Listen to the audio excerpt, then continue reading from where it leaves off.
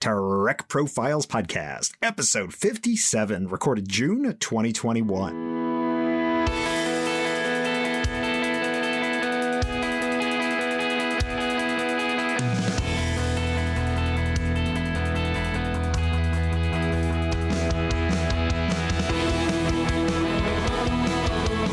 This is the Trek Profiles Podcast, where each episode we talk with a Star Trek fan. We discuss their connection to the show, how they discovered it, why they love it, and what it means to them. I'm John, your intrepid host of this whole enterprise, and I welcome you to this, the Trek Profiles Podcast, episode 57. If you wish to get in touch with us, you can reach us at feedback@trekprofiles.com or on Facebook or Twitter @TrekProfiles. Warning! As we recorded this, it was June 2021, so this is your spoiler warning. We may talk about the new stuff, the old stuff, or any of the spacey sci-fi stuff in between. You have been warned, human. As always, my trusty sidekick and co-host is the bedazzlingly bionic, occasionally bombastic, but never bureaucratic M5 Multitronic unit. Say hello to the listeners, M5. M5 awaits instructions. Let's do the announcements, M5. Announcements posted. The Trek Profiles Podcast is an independent show. If you'd like to support us, the best way to do that is to subscribe via your preferred podcasting platform. And if you'd like, you can always throw us a rating or review as well. All of that stuff just helps other Star Trek fans find us. Don't forget that there are some lightly edited outtakes and bonus material after the ending audio cards. You can enjoy them or not, as you choose. Let's do the lightning round feedback from episode 53 with Alexandria. As a reminder, at the end of every episode, each guest faces my 5-question lightning round. And when each episode drops, I put those out as polls on Twitter where you can have your say. And while we're at it, you can also submit lightning round questions if you'd like. Any question that makes it onto the show gets you a show credit and a mention in the episode. Okay, let's see how it went in episode 53. You're on the classic TOS Enterprise. Choose your hangout spot, the Botany Lab or the Astronomy Lab. Alexandria selected the Astronomy Lab, and so did the Twitter people by 69 to 31%. Which starbase is best, 3 or 4? Alex and the poll respondents agreed that 3 is the better base by 56 to 44%. Michelob Beer or Saurian Brandy, Alex and the Twitter tweeps selected the Saurian Spirits by a superior 88 to 12%. Which aliens are worse, the Metrons or the Vians? This wasn't even close, as my guest and all of you vilified the Vians as vacuous villains by 86 to 14%. And finally, who shall fear your wrath, the Vulcan logic extremists or the Xindi? And once again, the guest and the poll respondents agreed on the outcome. Vulcan logic extremists were the choice of both, and in the poll, it was 83 to 17%. That's it for messages, communiques, and news. M5, start the show. The M5 complies.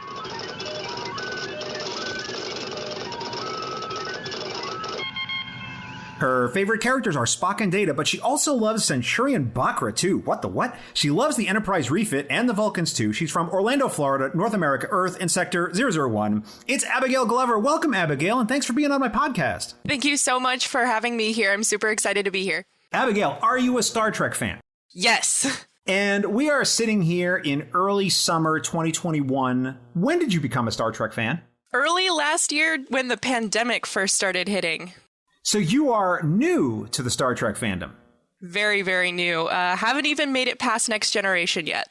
Oh my goodness. So let us go back in time then. And now I assume that you grew up here in the United States? I did, yes, actually, in the eastern panhandle of West Virginia. I don't think it's possible to grow up in the United States today without being aware of something called Star Trek. Oh, yes. I was very, very aware of it, but just didn't have a lot of exposure to it. My family, we grew up a Star Wars family, and there was like a huge divide of you're either a Star Wars fan or a Star Trek fan. There is no middle ground. So my dad, he grew up with Star Wars, so that's all we watched. But I did know it existed. And when they started coming out with the Kelvin timeline in theaters, he actually took us to see them with no background whatsoever in Star Trek. So to me, that was just remakes of everything Star Trek consisted of. And boy, have I been wrong. So the Kelvin films were the first Star Trek that you consumed? Yes. Do I remember them?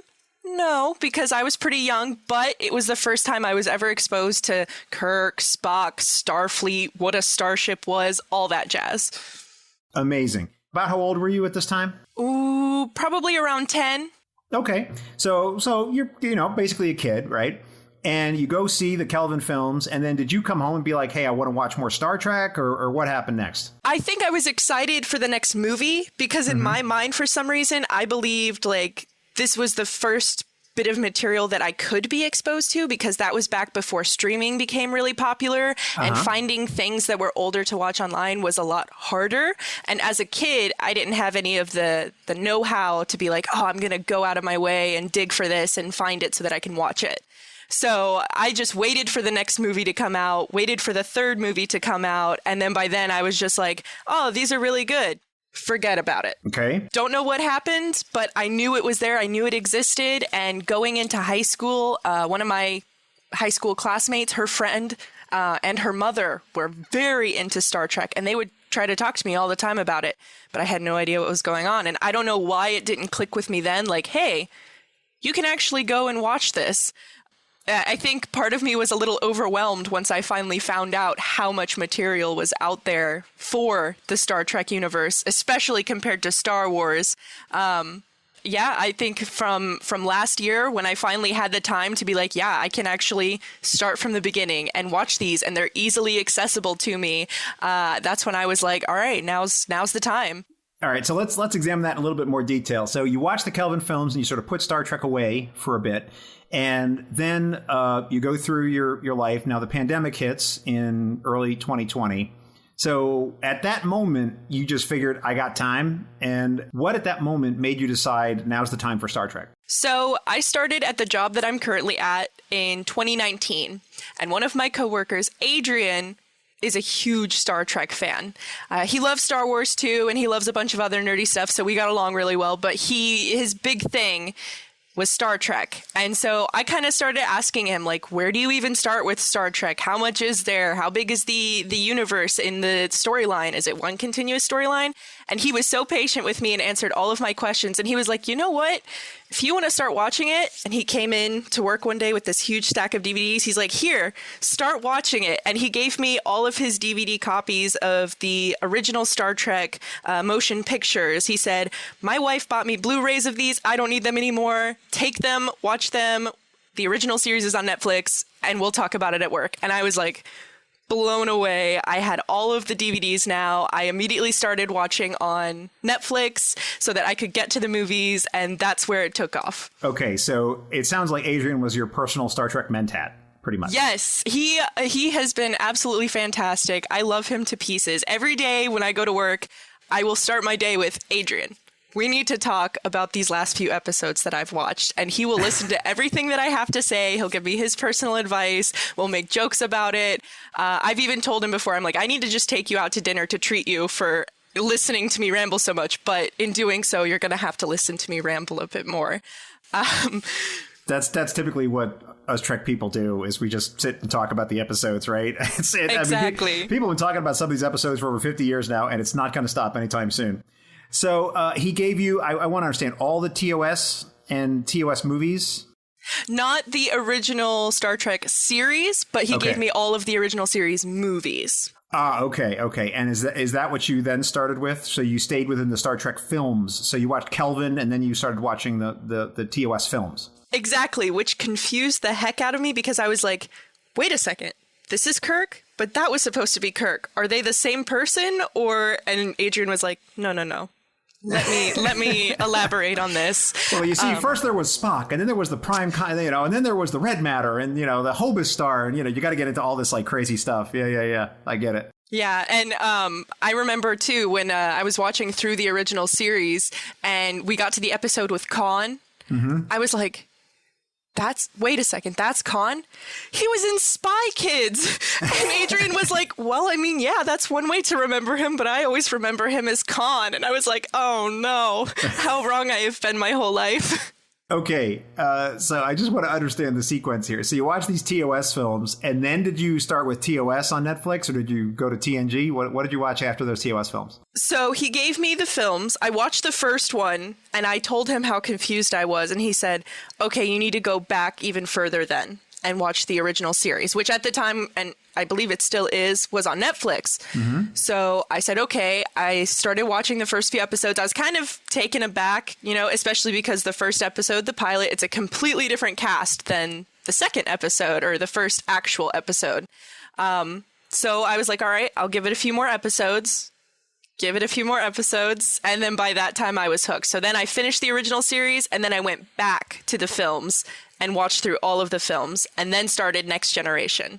Okay, so where is the current status of your watch through of Star Trek? I am currently on season 6, episode 8 or 9 of Next Generation. Okay, so you haven't finished TNG. Any Deep Space Nine? No Deep Space Nine as of right now. And actually, I haven't even rewatched the Kelvin timeline movies yet, because Adrian said not to, because in the grand timeline of things, they haven't happened yet. So I was like, all right, you're the master. I'm going to go by your timeline and whatever you say. Okay, fair enough. So no Voyager. No. Have you been watching any of the new stuff they've been making on Paramount Plus / CBS All Access? I've seen Lower Decks and Picard being advertised, and, vinyl records for the soundtracks and things like that. Haven't watched any of it, though. I would strongly recommend avoiding Picard, at least until you finish Next Gen and probably some of Voyager. You probably want to get through Voyager before that one. And Lower Decks, I mean, not that it's a bad show. It's a great show. But there's so many references to things that if you don't really if you haven't seen it all, half of it's going to fly right by you. And that's not to say it's not fun. It's very fun. But I think that once you've watched a lot of Star Trek and watched it a couple times, it makes it even better, because then you get all these deep in jokes to things. I mean, if you want to go down a rabbit hole, you can Google the Spock helmet.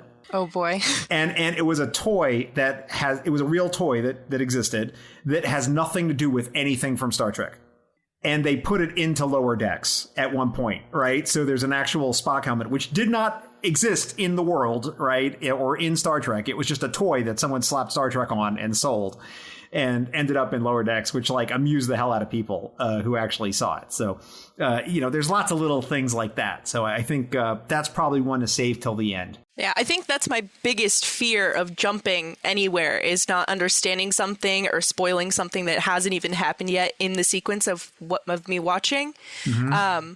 But I'm honestly very, very surprised that I've gone 21 years without anything from Star Trek really being spoiled to me, and barely actually knowing the characters throughout the series. All I really knew were Kirk and Spock and Scotty and McCoy, and that was about it.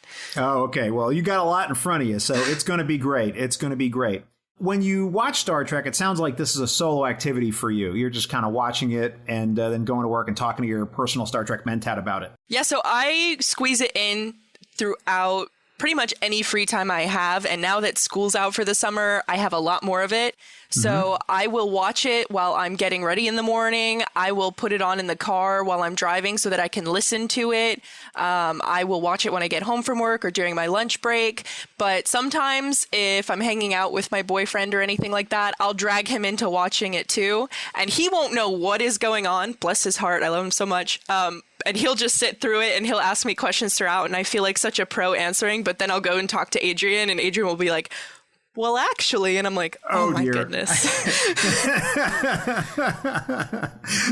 All right. Well, the M5 has told me that I have to ask you this question, and I don't know where we're going to go with this or what this means. So you're going to have to help me out here, because the M5 doesn't really tell me a lot of things. He tells me that I have to ask you, what is Lake Sumter Live? Ah, yes. So Lake Sumter Live was probably my second ever exposure to Star Trek. Now, I went to community college for 2 years after I graduated high school before transferring to university. And I was really big into theater when I went there. So I was part of the theater group. And one of their first productions that they did was called Lake Sumter Live. And Lake Sumter Live was basically a spoof of Saturday Night Live. So we had a combination of pre-recorded skits that we played out and live skits, and they were all parodies. Now, during that, we did a Star Trek skit. And it not only happened to be my first time ever interacting with anything Star Trek, aside from watching, but then on top of that, it was my first time actually acting because I was always a techie in high school. So they had written this whole skit. Were you in the AV club? I wasn't. We didn't have AV club, but I was in the astronomy club. That's awesome. Sorry to have interrupted. I had to ask. Oh, no, you're good. Yeah, definitely. And I loved astronomy club so much. I actually started my own astronomy club at Lake Sumter once I got there because they didn't have one. Beautiful, beautiful. So this was your first acting. You were always a techie, but now you're on stage. Tell me what's going on here. Yes. So to me, everything's fine because the girl who had written the skit, she was a huge Star Trek fan. So I was like, you know what? I'm putting my faith in you. And it's only now that I look back on it, I realize how much went terribly wrong during that skit because we were wearing Next Generation uniforms while we were characters from the original series. And they wrote off Captain Kirk as a himbo who didn't know what he was doing. But really, he's very intelligent in the series. And I was a red shirt and I was the only one that didn't die. Which is a beautiful thing in Star Trek, right? To be the red shirt who survives. Yeah. In fact, it just reminded me, apropos of nothing, there was a card game that was really popular in the fandom a few years ago, and it was called Red Shirts.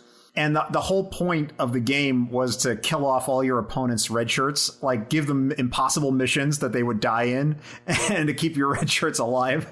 So that was kind of the point of the game, which I thought was just great. It's very much in the spirit of Star Trek. Well, I shouldn't say that because I think that the data is actually that red shirts aren't actually all that likely to die, but it's sort of this trope that we've all come to know. So it's this thing that we believe to be true that is not actually true. But so is this why in these pictures that you sent me, I see you in a TNG uniform on a set with the original captain's chair from TOS with all these LCARS displays, which is sort of those swoops and arcs that they use in Next Generation for the computer. Is that what's going on there? Yeah, it was a cluster mess of combinations from the two. I mean, honestly, it kind of looks like someone who kind of watched like a trailer for Star Trek and Next Generation and thought, oh yeah, it's the same thing, and then put together because we painted the set. I thought it looked like the original series, but I had never seen the original series, so I had no idea. And then it was a mess. It was a ton of fun. Don't get me wrong. Like, it was actually fantastic because my speaking lines were just shutting down these guys because they were like, what's going wrong with the system? And Captain Kirk was like, I don't know, just talk to the red shirt. And then I'm spouting off a bunch of like really technical things that are going wrong. And then Kirk looks at me and he's like, what? And I'm like, ship make boom. Very bad. And he's like, okay. It was weird, but fun because it was people I knew and we got along well, and it was some dark times to say the least. Well, sounds like Stuart Baird was your director. Now, you probably won't understand that reference, but I just put that in there for any deep Star Trek nerds who are listening to this because that's like a really deep story I don't want to go down. So basically, well, actually, you know what? Let's go down it. What they did at one point with one of the films was they brought in a director who did not know Star Trek. And they put him in charge. And the movie had some problems as a result of that. So it's Stuart Baird, and kind of the stuff he did was a little weird. So it sounds like that kind of story going on here, where it's like, yeah, give me the captain's chair. Yeah, sure, fine. Slap it in there. And it's not quite what you expected. Yeah, there it's like real life imitates art. Yeah, exactly. It's a real thing. It's very true to Star Trek. What I don't understand, though, and this came up in my little gentle internet sleuthing of you, which I told you I was going to do, is that how did you go from being a theater nerd to an engineering nerd? How did this nerd transition occur? Was like Star Trek influential in making that switch, or your love of astronomy? What's happening here? It was a big combination of things, kind of sizzling from an early childhood. Like I said, I watched a lot of Star Wars growing up. Another thing, since we talked about West Virginia earlier, October Sky, about Homer Hickam Jr., that took place in West Virginia because he was one of the big people who actually did something really good with his life from West Virginia. It was a movie that we watched every single year growing up in school. Wow. And I always saw that and I always thought, wow, that's so cool. So I would always do a bunch of extracurriculars with math and science. I was always a year ahead in the classes, but I was artistically talented. I drew a lot and I was getting awards for my drawing. So my entire family looked at that and they saw that as being my best potential in life and what I wanted to do with myself. So in high school, I got into theater, loved set design, all that fun stuff. But then I also got into set building, and I really liked the building aspect of it. And I had always liked math and science. My dad's also a construction worker, so he's constantly building things with his hands. And I was like, it's really cool to see the math that goes into building these, props and these sets so that they can be functional in multiple ways. And then my senior year, I was doing a lot of art and theater and stuff like that. But then I joined the astronomy club and I saw how I could take those talents and relay them into the engineering world and use that creative side of my brain and put it into the math aspect. So it really threw my mom aback because after senior year, after graduation, she sat me down and she's like, look, we got to have a discussion. It's going to hurt, but I think you need to reconsider what you're going to college for, because she thought I was going to go to school for art and she didn't want me to be in a position where I couldn't make enough money for myself. And I just threw it back with her like, oh no, yeah, it's cool. I'm going to school for engineering. And she was like, what? Where did this come from? I could have never seen this coming. So I actually originally signed up for school as an aeronautical engineer. Wow. But then after an over-the-phone interview I did with a gentleman who currently works over in Houston at NASA, he recommended looking at some other options in case there was ever a time where we don't need the space industry anymore. Like when the shuttles took a break or they got completely discontinued, a lot of aerospace engineers were out of jobs. So I kind of took a step back, looked at all my options and decided mechanical engineering is so versatile.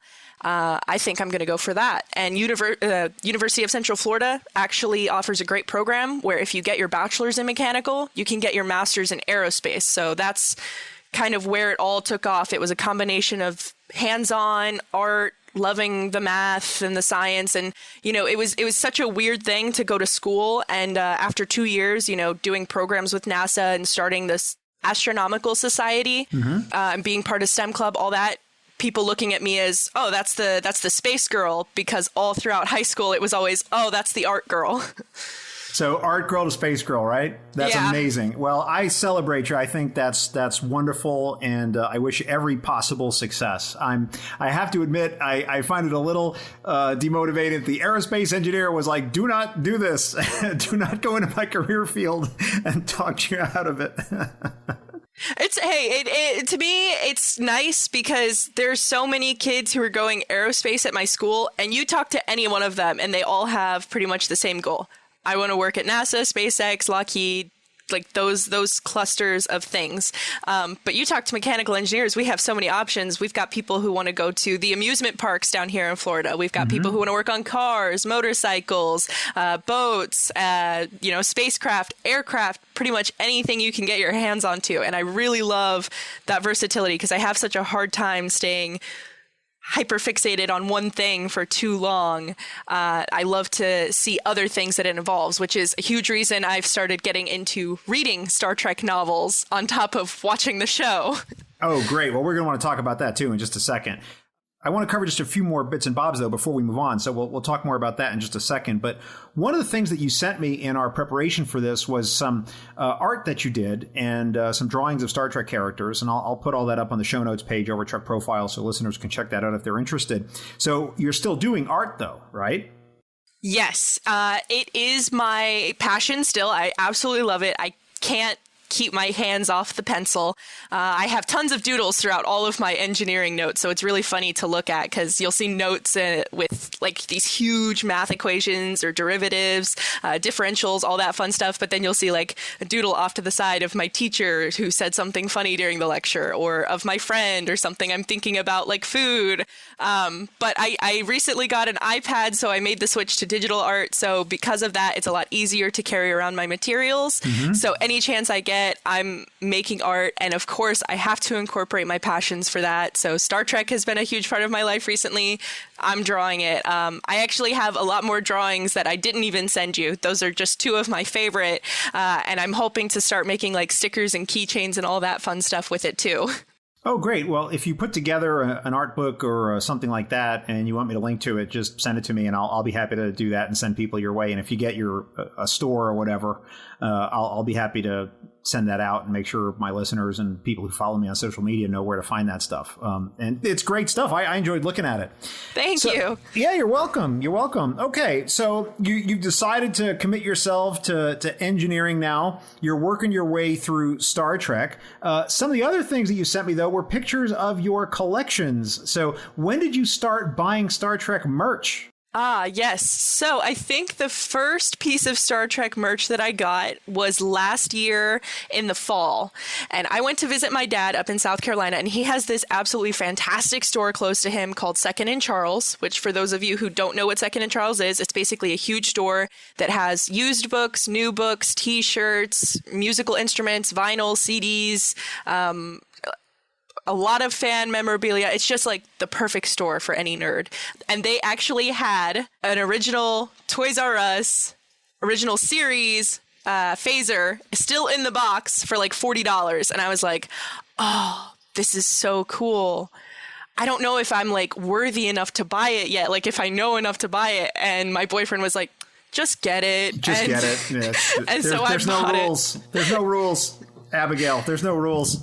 Yep. From there, it was a spiral. He got me some Star Trek stuff for Christmas. Now, anytime we're at like any sort of store that I think might carry it, we go around and we ask and we check. So now I've got, like action figures, and I've gotten some posters. I recently bought a magazine for Next Generation that someone was selling off of Facebook Marketplace. It's just like any little thing I see that I'm like, oh, I can reasonably fit this in with everything else that I have. I'm like, might as well pick it up. So how do you decide what it is that you want to buy? From the examples you've given, it sounds like you're mostly buying used stuff. Yes. I don't think I've gotten anything for myself that's new. My boyfriend got me a new book that is actually all of the original series characters, but as cats. Yeah. You're going to have to say more about that.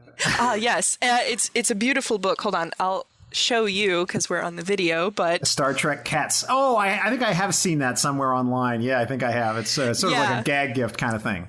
Yep, but I absolutely love it because I have two cats of my own, and seeing all of the characters as cats is absolutely fantastic. Or should I say possum? Oh, ow. Ouch. Ooh. Oh, there's a pain right here, right behind my eye. Had to be said.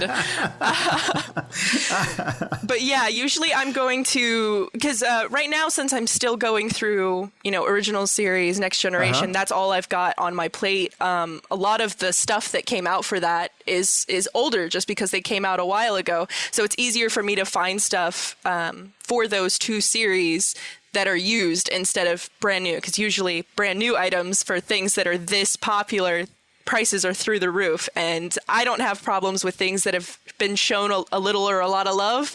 So I actually just bought a whole bag of used books for Next Generation. So we'll see. Eventually, I'll probably get to buying like T-shirts, and I want to get into model building for the ships and stuff like that. And I think that's when I'll take the step for, okay, I have to buy new instead of used. One ambitious project you can try to set for yourself if you really want to, that might involve your artistic and mechanical side, is to build a Star Trek model kit and then do lights and sounds and stuff. And I've actually been looking into it. Oh, that's amazing. Yeah, and I'm really excited, too, because once the college opens back up in the fall, I'm going to have access to the laser printer and the 3D printer again, and you're allowed to use that for personal projects as long as you supply the materials. Oh, awesome. So I envision that I'll be adding new and amazing things to your show notes page. As you make wild things, I'll be able to add them. Oh, so yes. Share your stuff, and we'll put all that up there. I think the people who listen to this really love seeing that kind of stuff. So, okay, I can't imagine you've ever been to a Star Trek or sci-fi convention. Since COVID, there hasn't been any. Right. I have been to a couple of conventions, but One of them was primarily anime based. So Okay. If we're looking at just conventions in general, I did go to MegaCon in 2016. That was an absolute blast. And I'm planning on going this year. Where's that? MegaCon is in Orlando, Florida. And the great thing about it this year is that the William Shatner and George Takei are going to be there. So now that I've actually seen the original series, I'm even more excited to go this year because it'll be my first time in 5 years going. And I'm hoping to be able to get the tickets to be able to meet them and maybe get my picture taken with them. So You I'm very absolutely excited about can. that. Yeah, I don't think you'll be able to get your picture taken with them both together, but you will probably be able to get your picture taken with one or the other. So or both of them separately, which I think is great. So one of the common stories that I hear is that people originally go to these conventions because they want to see the stars and all of that. And then they start making connections and meeting people. And then they start going because they want to go see all their Trek friends. You know? So just be aware that that's a possibility that may occur, right? You were saying how, you have your personal Star Trek mentat. And that was sort of it for the person you could talk to, right? What happens is you make these connections and all of a sudden you're right in the middle of it with a bunch of other people. So, okay, great. Have you ever worn a Star Trek cosplay besides your costume on stage? I haven't. I'm actually going to be making one for MegaCon this year. I'm going to make one for one of the original series officers since I already have the phaser. Oh, so tell me, what are you going to be doing? I think I'm going to do a science officer uniform, just the traditional dress for the female officers with some boots. And I'm debating whether or not I want to do the Vulcan makeup because I love Vulcans. So we'll see. I'm kind of playing it by ear right now, just to kind of see what I feel like getting closer to MegaCon. Now, how committed are you to this? In other words, what I'm trying to figure out is, like, are you going to actually do like a 60s style hairdo to go with it, like the whole thing, or are you just going to wear the outfit? Oh, yes. I am fully committed. Another thing that I was big on in high school was head of makeup and hair for a few of the productions that we did. So I have no problem whatsoever getting my hands a little messy and trying, like a 60s style beehive or something like that. Glorious. Absolutely glorious. Well, I think that's going to go over really well, and people are really going to enjoy that. And again, send me those pictures. I'll be happy to put them out. I think that's just going to be wonderful for people. Okay, well, I think it's time to talk about some episodes. The M5 is after me to move things along. So I think we have to jump in and talk about some. Are you game? Oh, yeah. All right. Well, then let's start with a little bit of TOS, I think. Let's start with, oh, goodness gracious, where shall we? Let's see it. Let's start with this one. For the world is hollow and I have touched the sky. A wonderful Dr. McCoy episode where they come across the hidden city of Yonata trapped inside the asteroid. And really just a very good episode for me because I loved McCoy getting all that screen time. But I'm curious as to, for you, what was really special about the episode? Yes. So I think it was my first year of college. I actually took a philosophy class. And it got me thinking about a lot of things, as all philosophy classes do. And it's really changed the way I like to look at the world and kind of question it and things like that. And this episode really had me questioning a lot of things just because, the whole theme of the thing is these people who are living here, they think what they're doing is normal and there's nothing wrong with it. But then you have this outside force coming in and basically saying, no. Everything you're doing is kind of damaging or hurting in some way. And it had me start to wonder, are there things in our daily lives that we look at as completely normal? And really, if someone else were to look at them, would be like, yeah, no, that's not really cool. And then after, watching a bit more Star Trek and getting to Next Generation, episode 22 of, I think, season 4, Half a Life, it kind of went through the same themes. So it was just a good reminder to me, it's always great to stand out and, not necessarily conform to everything that is around you because it might seem normal, but it doesn't have to be your normal.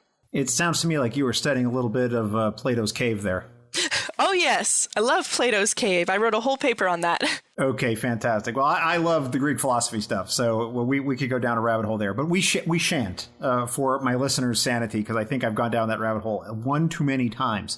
But it certainly sounds exactly like the kind of thing you were talking about, right? Where people think that this is how the world is, and you have that outsider who comes in and says it is not this way, and they're like, you are a threat to my perception of what I believe the world is, and in fact, we must like kill you to stop you, right? That's very much Plato's cave kind of stuff, which is just fantastic. So I enjoyed that. Okay, let's do another TOS one. Let's do, is there in truth no beauty? Now, this one is really wild, I think, in a lot of ways, because in particular, it has the wonderful guest star Diana Muldaur, who comes back as Dr. Pulaski in TNG Season 2. But this, of course, is the TOS episode where we have the Medusans who were stuck in the box. And if you look at them, right, they cause you to go crazy. So you got to wear your glasses and all of this. What is it about this episode that spoke to you, Abigail? From a young age, I was kind of always an outsider, which I feel like a lot of, nerds and geeks can relate to. But growing up in West Virginia, I originally went to a private school for a few years, and then my family switched us to homeschooling and then back to public school, which I had never been to before. And by the time I got to public school, I was very much outcast because I was very ahead of the course material that we were going through. And because of that, I was in regular classes and kids always just kind of looked at me with like this evil eye, like, oh, that's the girl who's going to remind the professor that we have homework due today, or she's going to, ask for an extra credit assignment or something like that. And because of that, I always felt kind of just different.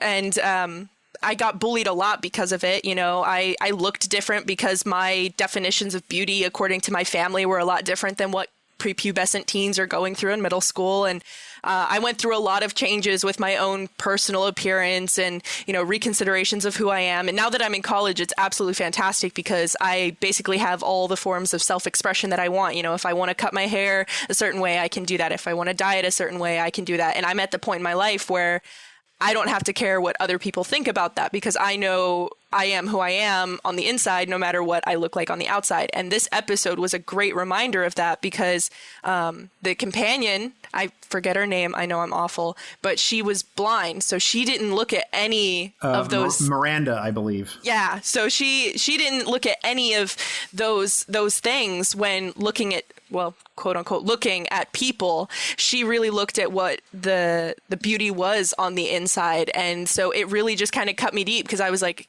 I wish there had been this message for me back when I was in middle school. I wish I had started watching this series earlier so that I could have seen that and maybe, cut off a few years of pain from trying to conform to what kids in high school were doing to try to be cool and stuff like that.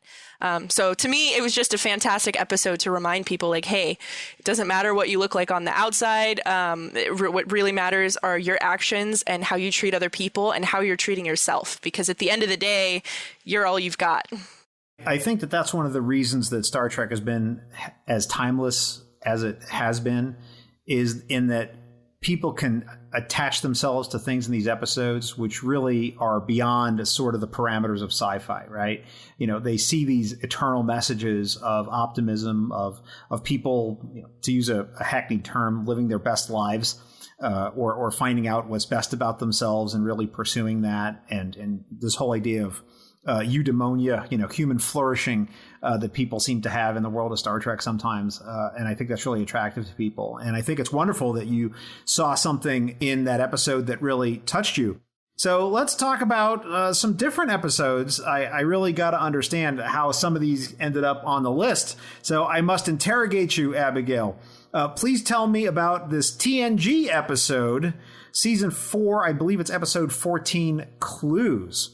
What's going on here with that? I absolutely loved this episode because it really shows the intuition of Captain Picard and how you can look at things that seem so minute in your daily life and kind of piece together these stories that may or may not be happening. And him and the crew putting together that huge thing was just absolutely insane to me. And it always kind of burned within me this question of what happens if we lose our memory? Like who are you really? Does that actually show your true character? Because if you aren't exposed to all of those things that you've gone throughout your daily life, or, you know, these huge experiences that you've done, who is your core being? And it was kind of like an existential crisis, just to put it gently, that I had, because I was like, you know, this stuff could happen and you could never know about it unless you're very observant or you really know your character.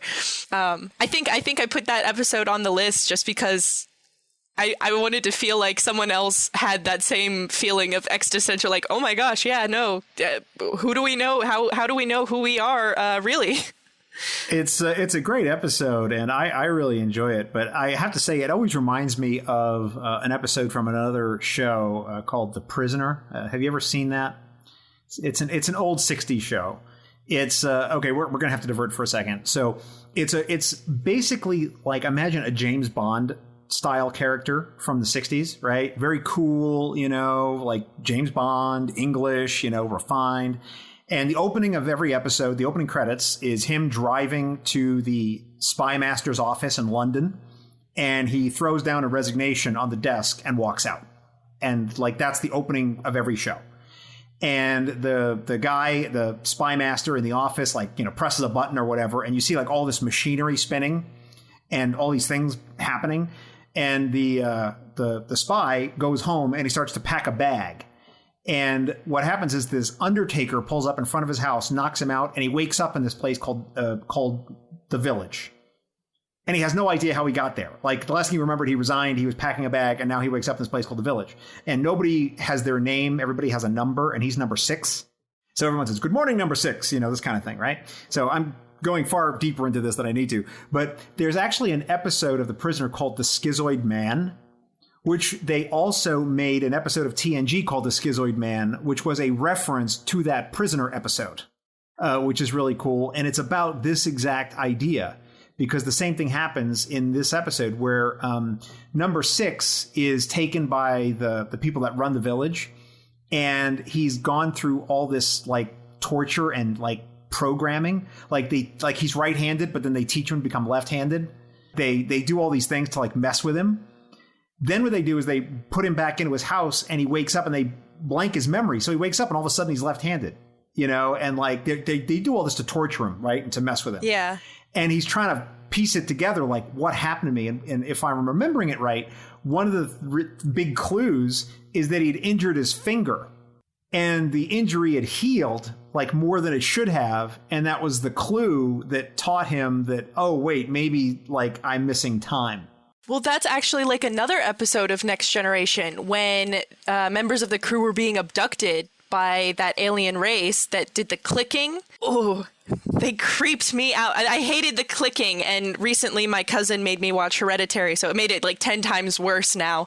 Anytime I hear that clicking, I think of Star Trek and Hereditary. It's creepy. But yeah, no, it's the same kind of concept. Like, they don't remember where they're at during this missing time. And it was crazy to me that even Data was missing time. He's like, oh, you're right. I'm definitely missing this time. And then, you know, Riker had his arm cut off and reattached, but it was like 0.01 microns off or something like that. And they just start crazy stuff. Yeah, absolutely insane. And it makes me wonder, like, would I be intuitive enough to recognize this stuff that was happening to me? we would love to hope, right? We would love to hope. So tell me about this one, Star Trek: The Motion Picture. We talked about it briefly before, but is there anything in particular you want to add regarding Star Trek: The Motion Picture, which is, by the way, one of my favorite Star Trek films, and I take a lot of grief for that. Oh, yeah. So like I said, I started watching it before I ever watched the original series, and I didn't even get all the way through the movie before I stopped watching it because I was so confused about what was going on. So I only got partway through, and then actually going back to watch it after watching the original series was such an amazing experience. But I feel like I have a personal connection to this movie because of Voyager. And the reason being because my very first semester of college... Not Star Trek Voyager. No. The actual Voyager, like 1970s missions. Okay. Those Voyagers. And the reason being, because my first semester of college, I was in an astronomy class, and my professor, Dr. James Martin, fantastic guy, love him to death. He really loved the Voyager missions. And so I remember him talking a lot about them during that time. And so because of that, I did a bunch of research on them. And at the same time, it was like the stars aligned, pun intended.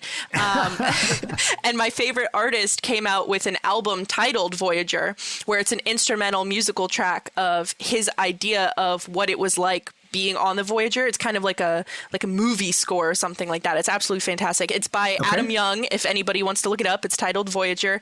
Great soundtrack. I listened to that soundtrack all the time while I was doing my homework that year. And so watching Star Trek the Motion Picture and putting these little pieces together, I got to the end before they even saw Voyager, and I was like, oh my gosh, is it the Voyager mission? Please tell me it's the Voyager mission. And then Kirk is like, Voyager. And I was like, oh my gosh, it's Voyager. I got so excited. I actually stood up from my desk because I was watching it on my computer and just like walked around the room like, yes, yes, yes. And I just got so excited that they tied it back into something that like we actually went through. Like that was actually one of mankind's accomplishments. And so it was nice seeing it tied back in, because sometimes, you know, you see all of the aliens, you see all of these different races, species, different technology, and it's easy to forget that there's, you know, this is still Earth human beings just in the future. And so that tie in to something that we already know because it actually happened was just super fantastic. Oh, that's glorious. It's glorious. It's amazing when something in the show just like aligns with something that's happening in your life, right, at a particular moment that you draw a connection to, right? And people can't always access that, right? So some people tell you, oh, it's a terrible movie for the following reason. You're like, no, it's great, right? Because something was happening in your life that just made it just so for you. Yep. I love that movie. I'll rewatch it all the time, especially now that I have it on DVD. So I have that ability. I'm just like, oh, let's put it on while I'm cleaning or cooking or doing something where I don't actively have to be seeing what's going on. But every time the scene comes on where Kirk walks up to the Voyager, I always have to stop and watch it again because I just love it so much. All right. So I'm going to hit you with a surprise question. The 6 minutes of flying around the Enterprise at the beginning of the film, not enough, too much, or just right? So I'm going to be honest. For me, it was just barely a little too much. Like just a little over. I actually thoroughly enjoyed the whole 6-minute fly around because, and here's another thing that I never realized when I was a kid. When I was like 8 years old, my mom took me and my family to the National Air and Space Museum. They have the Enterprise on display there, and I saw it. Yeah, and I had no idea what it was, and now I'm looking back on it, I'm like, man, I would have appreciated it a lot more if I had started watching at a younger age. But no, it was great for me because when I was watching the original series, and of course because it's the version that's on Netflix right now, and Adrian told me this, they edited a lot of the like in between clips of the ship so that it's better quality. Yep. You're not watching the original 60s version, correct? Yes.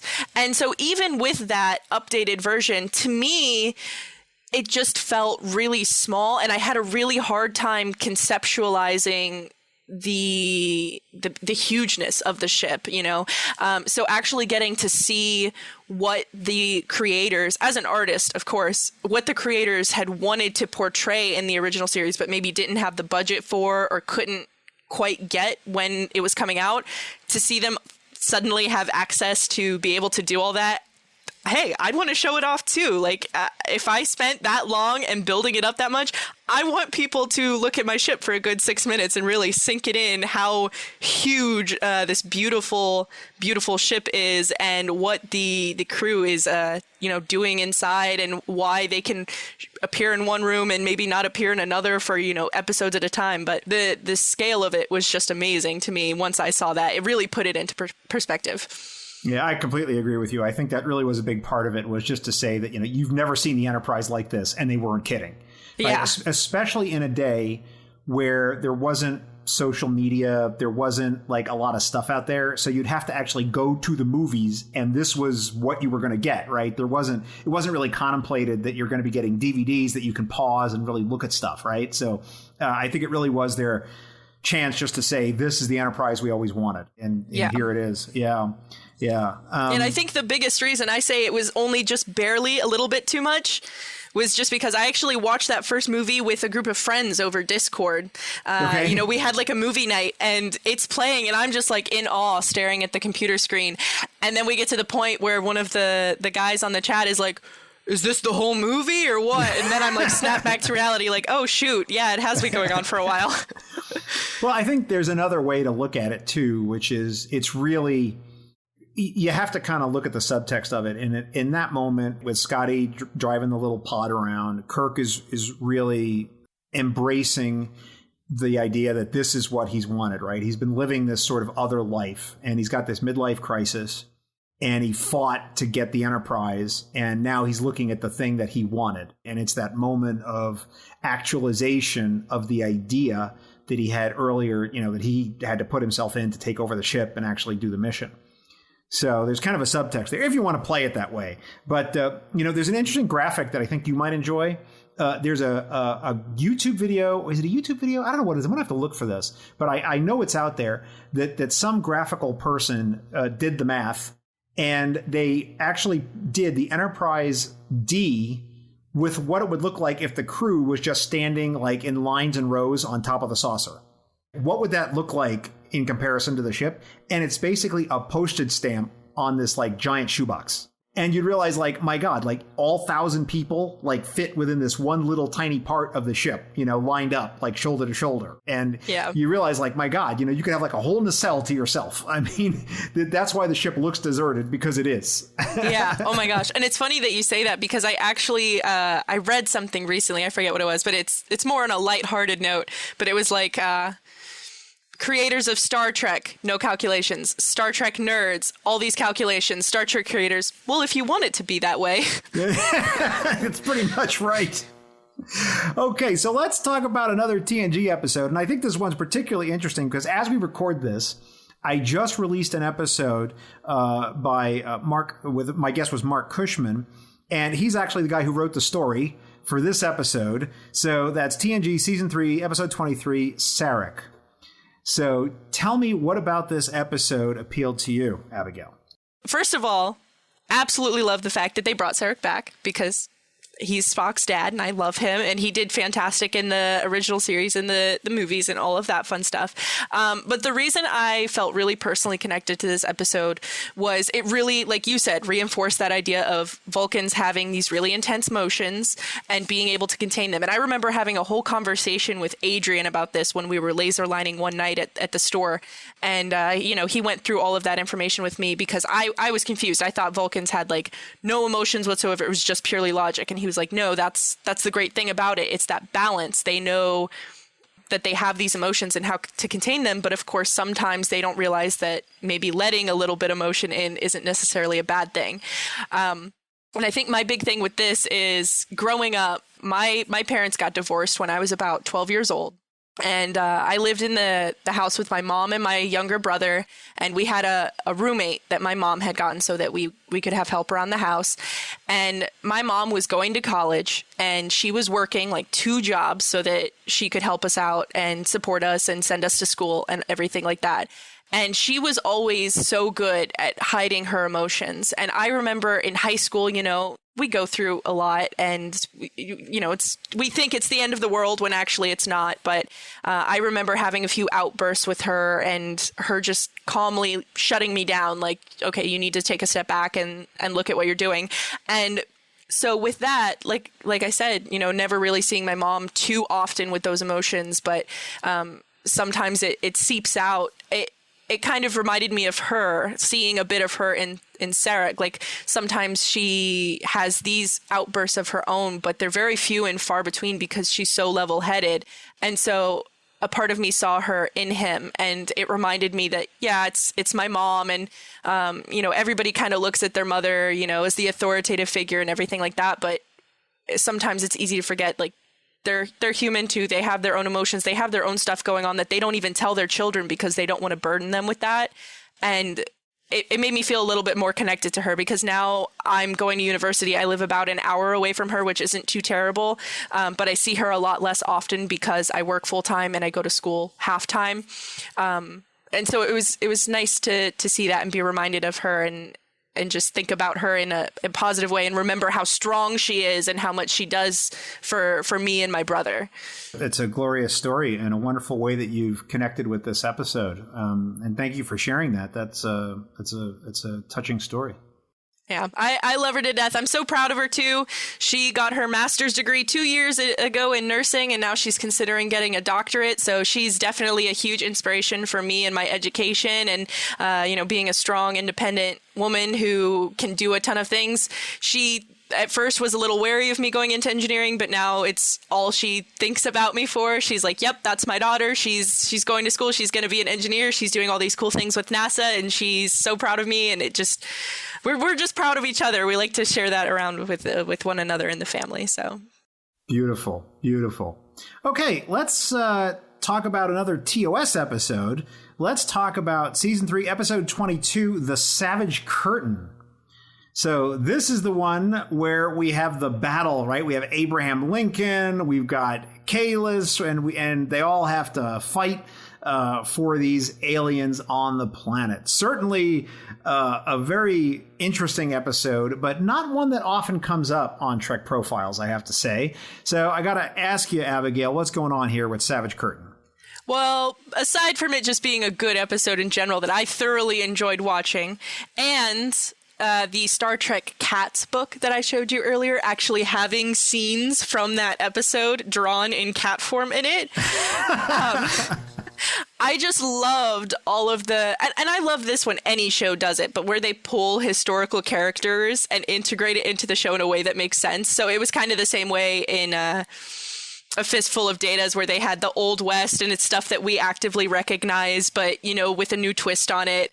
And so seeing Abraham Lincoln talking about, fighting and peace and war and all this stuff, it was just such a lighthearted, but also very deep episode for me. I think it was nothing other than me just enjoying the episode and seeing all those different personalities clashing and how stubborn Kirk can be when he wants to do something.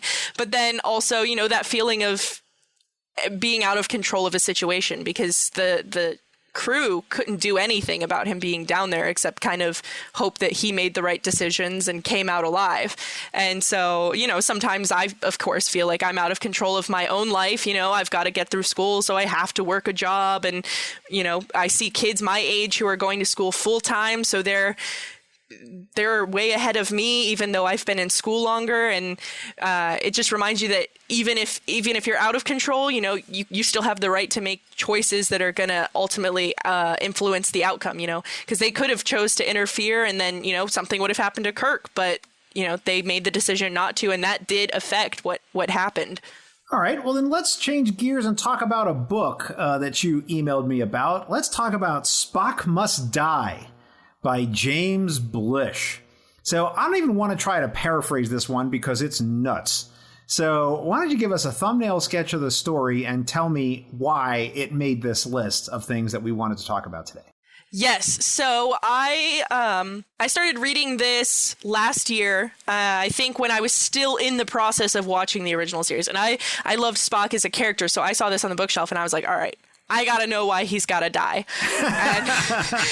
And I picked it up. First few chapters, essentially, it goes through, McCoy's wariness about the transporter and how he doesn't like it and how basically we're being completely scrambled and then re-put together, all that fun stuff. Long story short, at one point, there's 2 Spocks and they've got to figure out which one is the real Spock because the other one's evil and he's got to die. So I love this story. It's a short novel, so sometimes I'll pick it up and just kind of gloss through it every now and then. But just the first few chapters are what really captivated me because I never thought about the transporter beam in the way that McCoy was looking at it. And then, of course, watching Star Trek the Motion Picture, and he's like, oh, I hate that thing. And I was like, oh, now I understand more of the reason why. And then same with Dr. Pulaski in Next Generation. She hates the transporter beam.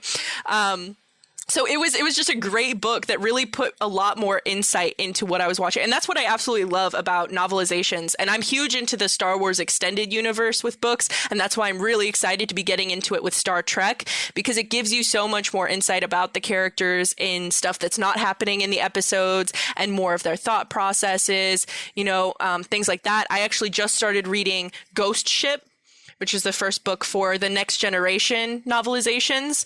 And that one's been really cool, too, because it's the same sort of theme where they tie in historical events with stuff that's going on in Star Trek. So basically, there's these military vessels and airships that just go missing out of nowhere.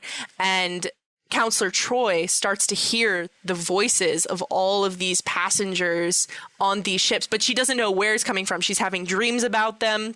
And it's driving her crazy. Like, she shows up on the bridge with her pajamas still on and her hair all disheveled, and she's like, just freaking out about it. And, she's trying to figure it out, and they're trying to make sure she's okay.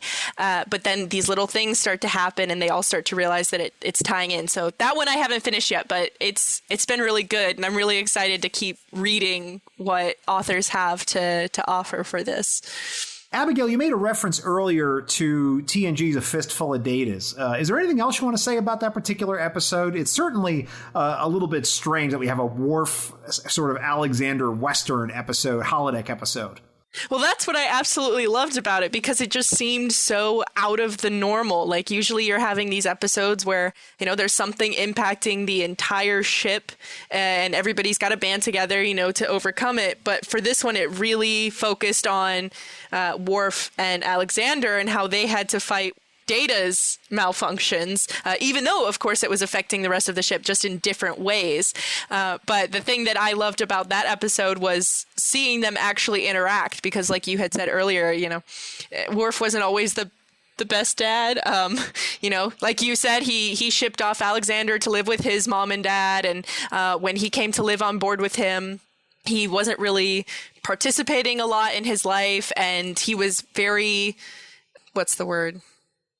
Standoffish? Yeah, very standoffish, and he would get very angry very fast because Alexander was a child and he wasn't, raised with the exact same beliefs of the Klingons, because his mom wasn't full Klingon, she was half human.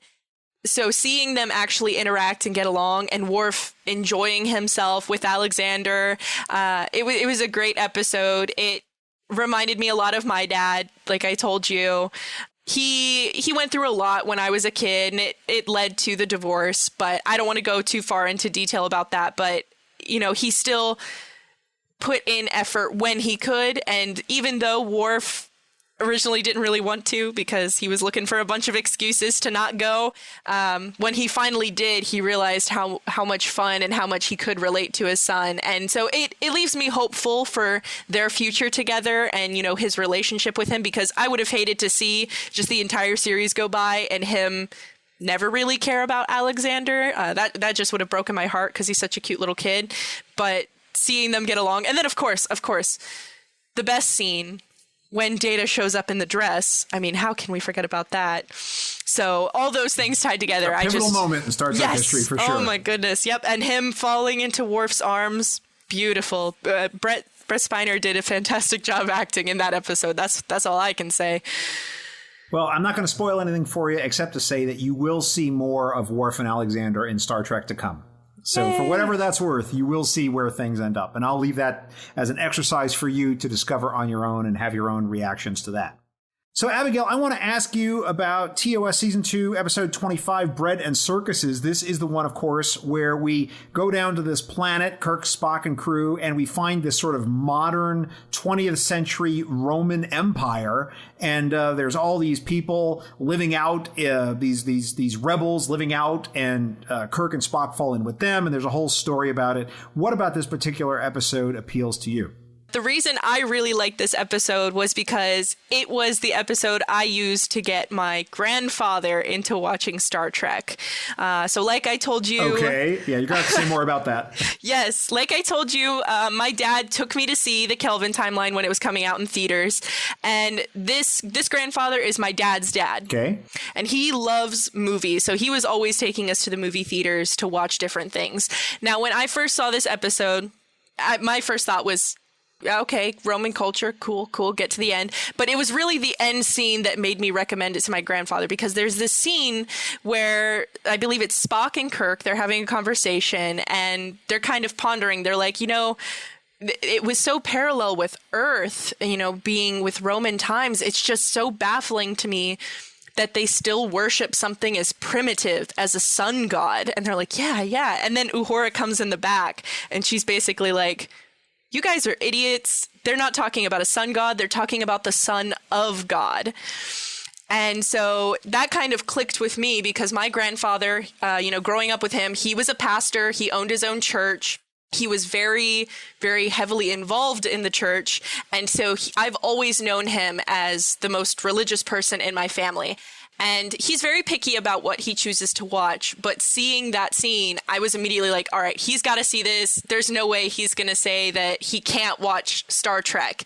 And so I sent it to him, and my dad put it on Netflix for him, and he watched it, and he loved it. And so the next time I went to visit, he was actually watching through episodes of the original series. And so then it kind of gave us just another level of something to connect on and talk about. And he said that he enjoyed it so much that he had already pretty much watched through the entire original series by the time I had gotten there. He was just rewatching episodes at that point. I think this is the first time anyone has ever said to me, Bread and Circuses is the Star Trek TOS episode that turned somebody on to Star Trek. I think that's the first time I've heard that. That's amazing. It's so funny, too, because he started watching it and he was like, I don't really know how I feel about this. And then he kind of got more into it. And by the end of it, he was completely enamored by it. And he actually bought a few of the movies to watch, too, now.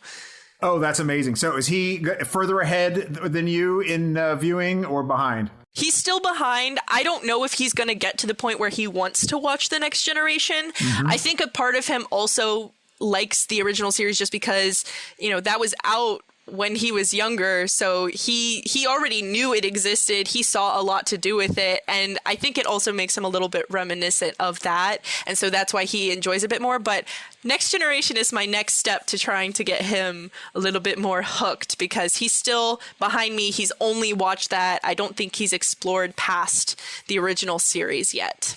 Okay. Very good. Well, I'd be interested. I'm going to put out a call to listeners, too. If you have Star Trek episodes you want to recommend for Abigail's grandfather to turn him on to other Star Trek, and maybe TNG isn't even the right one. Maybe he might be interested in Voyager, or perhaps Deep Space Nine has a very strong religious component. Yes, I am all ears because obviously I am still new to this too. So Deep Space Nine might be the right option. But if any of my listeners out there have any thoughts on this, of either which series or specific episodes that might be good to show, let's help Abigail out with that. Abigail, one episode you brought up several times in our communications getting ready for this is TNG Season 4, Episode 20, Cupid. And so I knew this is one you really, really wanted to talk about. So I'm just going to ask you the question, why were you so insistent that we talk about Cupid? Okay, so I actually, after watching this episode, as soon as I got to work the next day, I grabbed Adrian and I pulled him to my department. And I was like, Adrian, I've got to talk to you about everything going on in this episode, because it was kind of along the same lines as A Fistful of Datas, where they're being put in this situation that isn't futuristic. It's completely different than what your normal Star Trek programming is like. And again, another lighthearted episode, but I absolutely loved just how funny it was. And of course, you get humor all throughout the show, and then you get those very serious points. But this one was just so funny to me. And I was actually videotaping myself while watching certain parts of this and sending them to Adrian outside of work because it was so funny. So you were doing your own reaction video. Yes. Like there's a whole scene where Worf gets all angry and puffs up, and he's just like, "I'm not a merry man," and something about that killed me, and I couldn't stop laughing. And just the fact that there was so much going on, and I guess the right way to put it was so much meme potential. That I hadn't been seeing yet, aside from, Picard, putting his head down with his hand on it, and, the stuff from the animated original series, Star Trek. But it was just so great to see. And Worf smashing Geordi's lute while he's trying to play, and then he just kind of looks at him all sad with it broken, like, sorry. I loved that episode so much because of how funny it was. And I kind of wish there were a couple more episodes like that sprinkled throughout, just because it looked like the actors were having a great time. The characters were certainly having a great time. And it was great to see kind of a classic fairy tale with a Star Trek twist on it. There's a sort of a thing that exists in the fandom, and one of the reasons that I love talking to newer fans such as yourself is that you come into these with your own points of view, and there are fan arguments that have been happening for a year and a day that you may not even know about unless you're a Star Trek mentat. Adrian told you about them, and one of those was sort of like, who was the right match for Picard? And so you get sort of these Crusher shippers out there that, Team Beverly, and then there's Team Vash.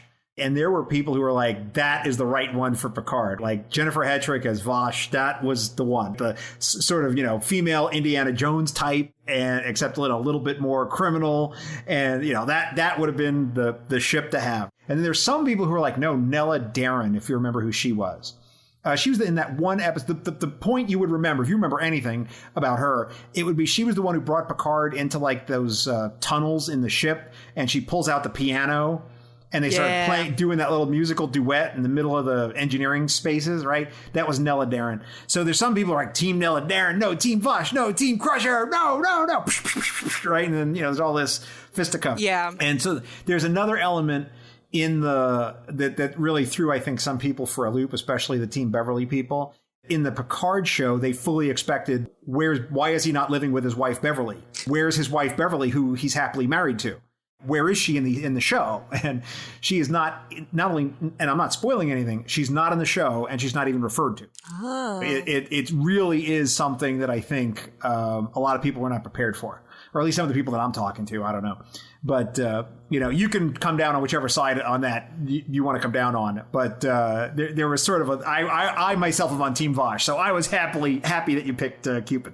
Yeah, actually, when I saw the first episode where he meets her for the first time, I talked to Adrian about it at work, and I was like, it was kind of interesting seeing that on-screen kiss. And he was like, well, actually, Patrick Stewart, he wanted more action. He wanted more going on for Captain Picard than what they had been doing in the show so far. So that's what they came up with. And I kind of took a step back and reevaluated. I was like, no, good for him speaking out on what he wanted for his character, knowing what his character would want, and then doing it. And so Cupid was a great follow-up to that episode with a ton of action, sword fighting, all that fun stuff. I don't really have a side as far as the Team Crusher, Team Vash. I really do love the relationship that Picard and Dr. Crusher have because of how well they get along, and they're there to comfort one another. I just don't know if I could see it so much in a romantic sense, but I'm still on the edge. I've seen some shipping. I've seen some weird ships because there's a lot of I was looking up some references for my own art, and of course fan art is bound to come up, and there's definitely a match for everything. Oh my goodness, Rule 34. And that memo you referred to is, and I'm going to use some bad language here, so I apologize in advance, but it's referred to as the fight memo. That's what it is. And he's like, we need to have more of this. The captain is sitting in the ship too much. But that's actually what that was they were like, so the first episode, I think it was Captain's Holiday, right? Which is the one where he goes to Risa.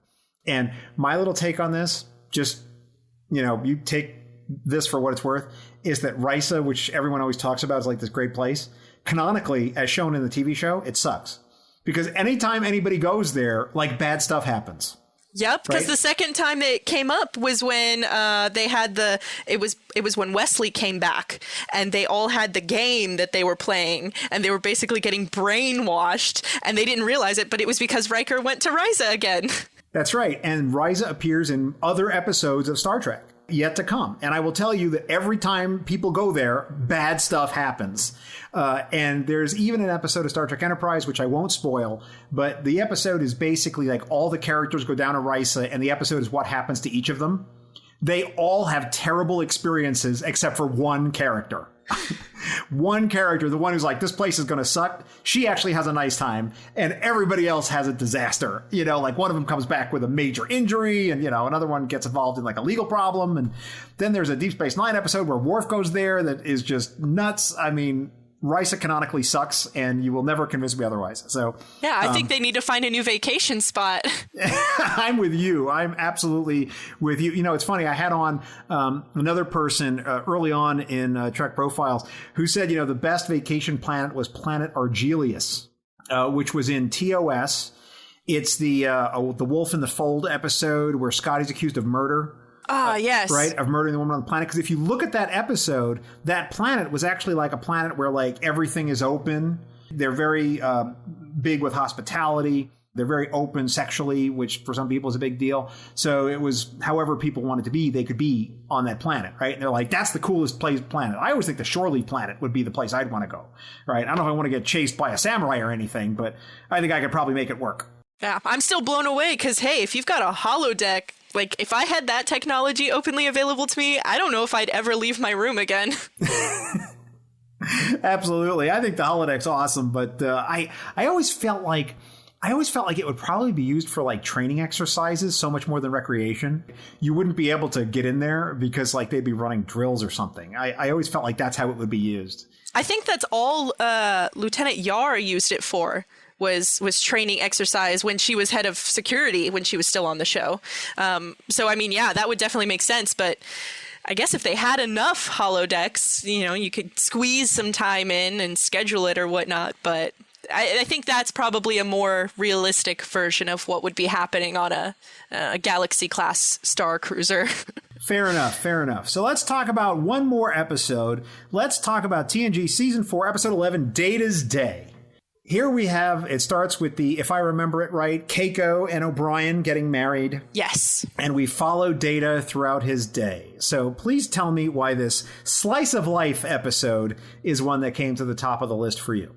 So no personal connection to the episode whatsoever. I'm going to be completely honest with you. It was just the fact that I love Data as a character and finally getting to see what it's like on an average day for him when there's not something, you know, huge, crazy about to destroy the ship, anything like that.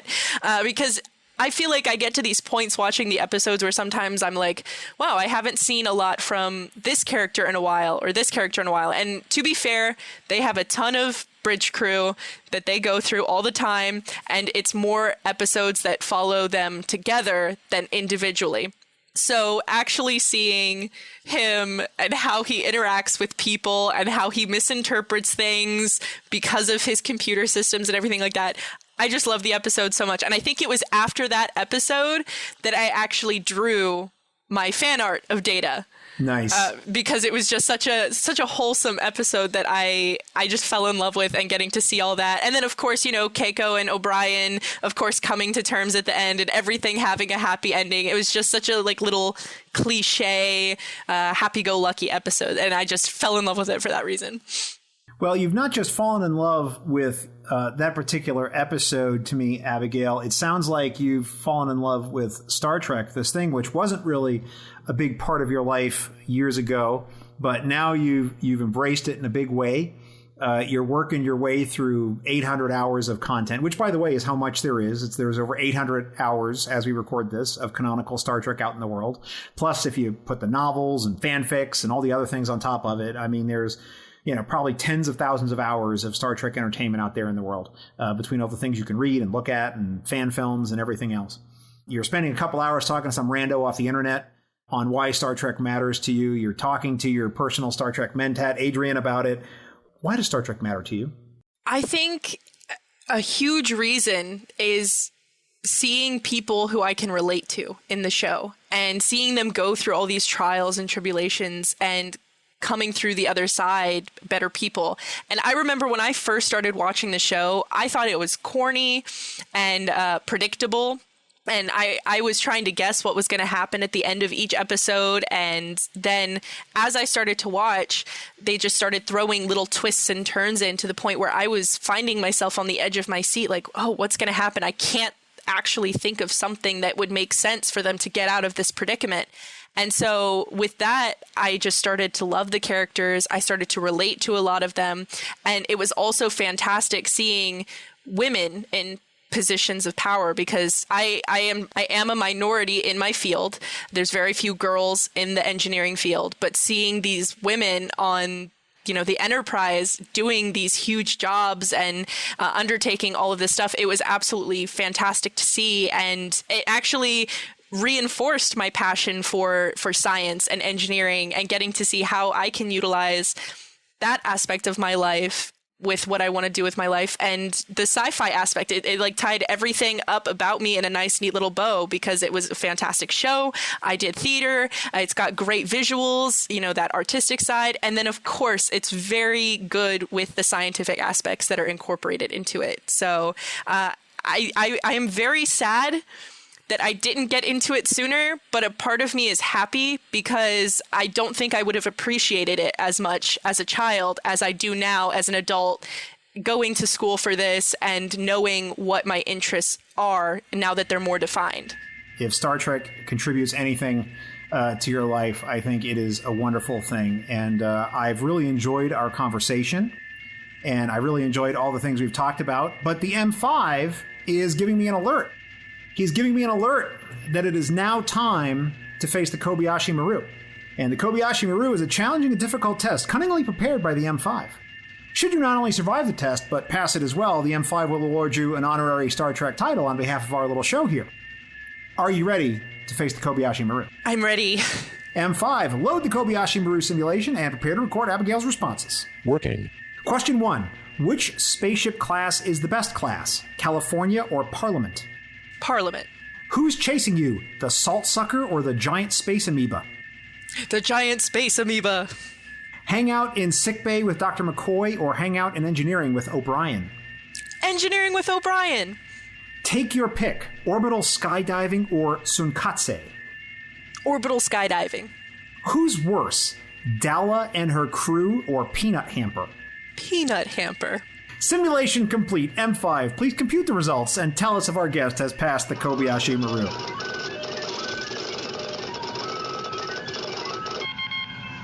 Results posted. Well, Abigail, I am pleased to tell you that the M5 has calculated that you have passed the Kobayashi Maru simulation. Congratulations. Thank you. Thank you. And now, the M5, who has analyzed your answers, will award you an honorary Star Trek title on behalf of our podcast.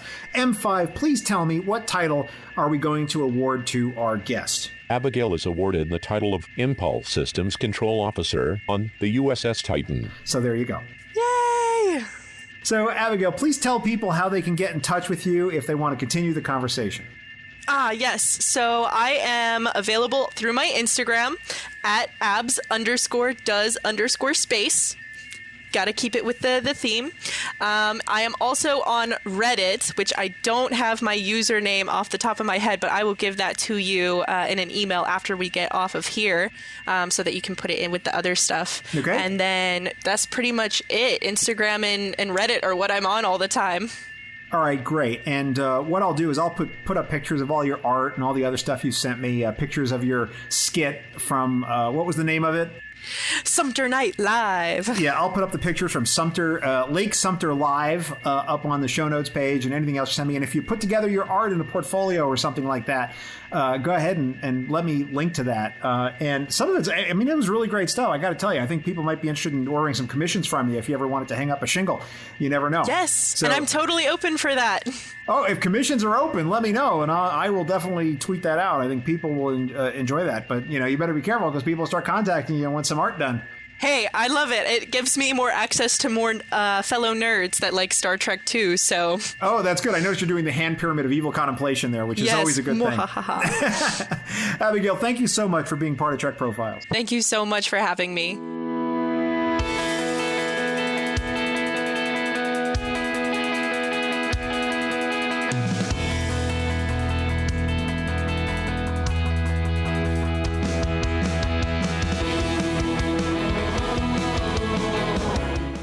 Here ends this installment of the Trek Profiles podcast. And before we offer a Trek quote to close this episode, I'd like to remind you that you may send us your friendly hails, your angry articulations of advice, or non-fungible tokens of your original finger-painted Star Trek art to feedback@trekprofiles.com or on Facebook or Twitter @TrekProfiles. Anything you send me may be used in the show, or it may be sacrificed to Satan's robot from the episode Bride of Chaotica. This time, I leave you with a quote from Surak, who in the episode The Savage Curtain said, quote, "May we together become greater than the sum of both of us." Close quote. Thanks for listening, and live long and prosper.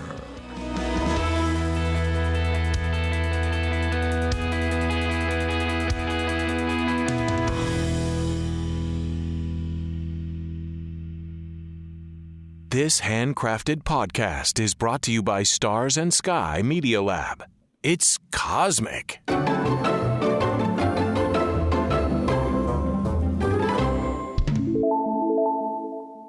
I really enjoyed all your pictures, all your artwork and stuff. I thought it was just great. Thank you. So I am going to be putting pictures of all of that up on the website on the show notes page. So I think that's going to be a huge blast. You gave me a huge list of episodes. Oh my God, between all our various emails. So, and a book too, which is also awesome. So I'm very excited to talk to you about all of these things. We'll see how far we get into it. Yes. Oh my goodness. It's kind of nice because, my coworker left. So I was like, oh, I don't have anyone to talk to Star Trek about it. Adrian? Adrian. But someone from that Reddit post that you found me on reached out to me. So I've been talking to her about Star Trek. So I'm like, oh, there's still people out here I can talk to. There absolutely is. I mean, you know, if you do Facebook at all, or if you do Twitter at all, there's a lot of Star Trek happening out there. Star Trek Twitter can be kind of awful at times. In fact, it's really terrible. But there is a lot of, if you curate your list properly, there's a lot of great people out there to talk Star Trek with for sure. And then your cue to speak will be when I say, welcome, Abigail, and thanks for being on the podcast. Now, is that how you want me to refer to you, as Abigail? You don't go by Abby or anything else? I do have a nickname, but it's not Abby, it's Abs. And is that how I will refer to you, however you wish for me to refer to you? So you tell Abigail me. Or Abs, I'm good with either. Okay, because when I think of abs, I think of like, I got rock hard abs, six pack, you know, I don't know. But that was the joke, because my swim team came up with it because of my lack of abs. Not really, not any that I feel like, oh my gosh, I have to get words out about this one. Except maybe one that I recently watched that I didn't mention at all.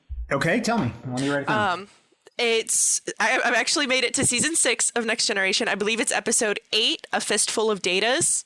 Okay. And the reason I like that one is because the episode centers around Worf and Alexander, and it made me reminiscent of times I spent with my father. And then it's like an old Western, which my family on my mom's side is really into, like old Westerns and stuff like that. So there's a lot of like little things that I connected to, but it was a really funny and lighthearted episode.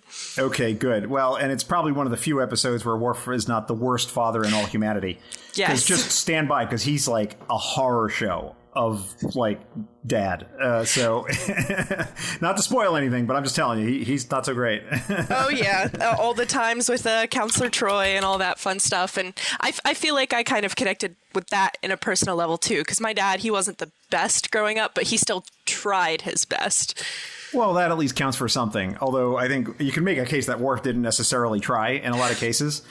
He shipped Alexander off, and at one point in TNG, and it's like, you understand sort of the show elements of, like, you know, they're trying to make a show, and like they don't want to have, you know, they don't want to have that actor around all the time, right? Because like they don't want to add to the cast and all this. I get that, but then sometimes they come up with like these reasons for things that just, I don't know. I'm a dad, and I try to think, what circumstances would I allow like my kid to be raised by somebody else, right? And I think, right, you know, I don't know about that. So anyway. And then the fact that he was going around the ship asking for excuses to not hang out with him at the very beginning, I was like, why do you want to keep yourself so busy? And then Alexander's like, let's go. And I was like, oh I can't remember now. Have you watched any Enterprise? No. So I'm not going to spoil anything, but this is all like in the setup of the show, so no spoilers here really. But it's a prequel, and it's before the Federation, right? Okay. So it's before the original series, and so they have this Starfleet vessel, right? There's no Federation; it's just Earth, right? And we have our own little Starfleet, and they invite a Vulcan to come serve on the ship, but she's not in Starfleet. She's just going along for the ride. And her name's T'Pol, played by Jolene Blalock. And she just does a tremendously great job. But there's a scene where they have movie night on the ship, and it's a recurring thing. Like whatever night of the week, the crew gets together and they watch some movie. And she never wants to go to this. And the captain is like, you should go to movie night tonight. It's going to be great. I forget what the movie was, but it was like some classic sci-fi film, like, I don't know. It might have been like Frankenstein or something. Yeah. And they're like, oh, you got to come tonight. And she's like, I don't want to go. So like the very next scene is she's in sickbay talking to the doctor. And she's like, I feel I have a medical condition. I have to have a medical condition. And the doctor's like, why? And she's like, I don't want to go to movie night.